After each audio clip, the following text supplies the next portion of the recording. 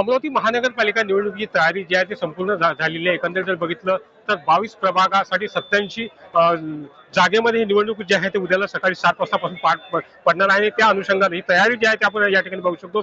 Strong room मधून EVM machine जे आहे त्या थेट मतदान केंद्राकडे जाणार आहे। त्यासाठी लागणारं सगळं साहित्य जे आहे ते सगळे कर्मचारी जे आहे ते याच ठिकाणाहून आता आपापल्या मतदान केंद्रावर जाणार। एकंदरीत जर बघितलं तर या मतदानासाठी जवळपास 2900 पोलीस कर्मचारी जे आहे ते लागलेले आहेत। जवळपास 2000 महसूल कर्मचारी जे आहे ते मतदानाची प्रक्रिया पार पाडणार आहेत। अमरावतीच्या या महानगरपालिका निवडणुकीच्या रिंगणामध्ये 661 उमेदवारांचं भवितव्य जे आहे ते या ईव्हीएम मशीन जे आहे मध्ये जे आहे ते कैद होणार आहे। आणि त्या अनुषंगाने संपूर्ण तयारी जी आहे ते पार पडली आपण बघू शकतो। या ठिकाणी अमरावतीच्या तहसील कार्यालयातून या स्ट्रॉंग रूम मधून ह्या सगळ्या ईव्हीएम मशीन जे आहेत ते मतदान केंद्राकडे निघालेल्या आहेत आणि सगळे कर्मचारी देखील या ठिकाणी कार्यालयात तशा प्रकारची तयारी आणखी पूर्ण झाली आहे। उद्या सकाळी 7:30 वाजतापासून मतदानाची प्रक्रिया जी आहे ते पार पडणार आहे आणि त्याच अनुषंगाने ही तयारी जी आहे ते झालेली आहे।